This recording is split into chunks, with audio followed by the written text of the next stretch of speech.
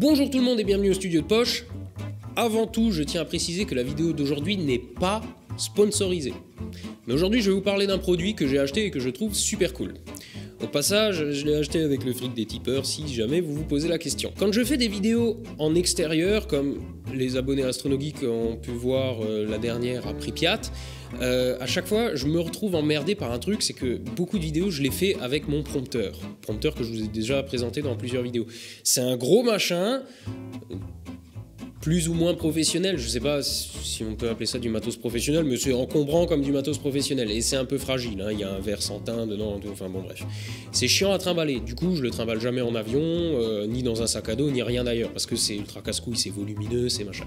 Mais du coup je peux pas lire un texte au prompteur, c'est chiant, et je suis obligé d'improviser. Et pour des vidéos un peu scriptées, comme justement par exemple le dernier épisode d'Astronogie, c'est chiant. Je suis toujours un peu frustré par le fait que je ne peux pas tourner de vidéos en extérieur, et par extérieur je veux dire n'importe où, en voyage ou quoi. Je peux pas tourner de vidéos proprement parce que j'ai pas mon prompteur, je suis obligé de toujours un peu improviser, ça me fait chier. Si je veux monter une vidéo propre derrière un épisode propre, et donc je me suis dit qu'il fallait que je me procure un autre prompteur ultra portable, et quand j'avais acheté mon prompteur, c'est un data vidéo, si je dis pas de conneries, c'est un TP400 pour ceux que ça intéresserait, et il est très bien, mais il est trop gros, et j'avais souvenir quand j'avais trouvé celui-là d'avoir aussi trouvé le TP100 qui était un petit prompteur qui se fixait directement sur l'objectif, mais ils ont arrêté de le produire parce que a priori ça se vendait pas bien. Mais je suis tombé sur ça.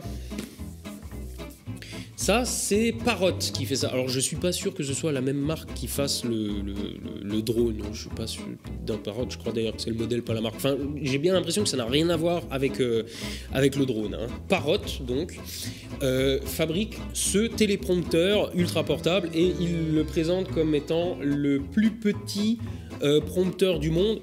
J'ai tendance à croire que c'est vrai. Et j'avais juste envie de vous parler de ça aujourd'hui. Alors, c'est vrai que ça s'adresse plus aux vidéastes, mais je sais que vous êtes nombreux à être un petit peu vidéastes quand même. Et donc pour ceux que ça intéresserait, j'avais envie de vous parler de ça, purement envie, parce que je suis tombé amoureux de ce matos. Il est vraiment super bien. Et je vais vous le montrer tout de suite. C'est un prompteur qui se présente comme ça. C'est juste ce petit truc.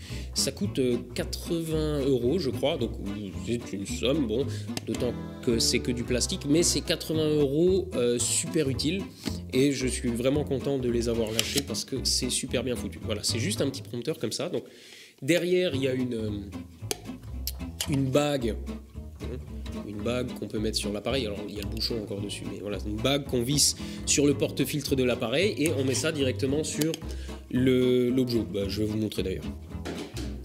Ah oui, alors le truc vient avec tout un jeu de bagues d'adaptation pour toutes les tailles de porte-filtre standard, hein, donc ça va je crois de 49 à 82 mm, donc ça laisse le temps de voir venir. Hein. Et donc, je prends ma bague que je mets sur mon objectif. Voilà, on voit bien, ok, on voit bien. Et après, j'ai juste à glisser le Parrot dessus. Voilà. J'ai juste à glisser le prompteur comme ça sur mon objectif. Et j'ai un prompteur qui, voilà, vous voyez un peu la taille du bestiau. Dans le genre ultra portable, c'est ultra portable. Et ensuite, tout ce qui reste à faire, tout ce que j'ai à faire, c'est glisser mon téléphone là-dedans. Je risque d'y arriver. Ok, ouais. Voilà, je glisse mon téléphone dedans et on voit là, ouais, j'ai le texte qui défile devant l'objectif. Enfin, c'est un prompteur, quoi. Et je trouve ce truc super bien conçu, c'est génial. Et surtout, ça va me permettre à l'avenir de faire plus de vidéos loin du studio et de faire des vidéos quand même bien construites avec un texte, etc. Voilà. J'avais juste envie de vous parler de ça aujourd'hui, les vidéastes. Si vous voulez un prompteur facile d'usage, pas encombrant, etc., foncez. Mais on va quand même juste lui mettre 2-3 limites. Bon, c'est du plastique. Alors, ça a l'air quand même bien conçu, mais le fracassez pas trop.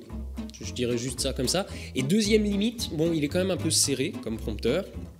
En dessous de 35 mm sur plein format ou 24 mm sur APS-C, vous voyez le prompteur dans le cadre. Mais si vous faites pas comme moi et que vous tournez à au moins 35 mm full frame ou 24 mm APS-C, vous le voyez pas à l'image.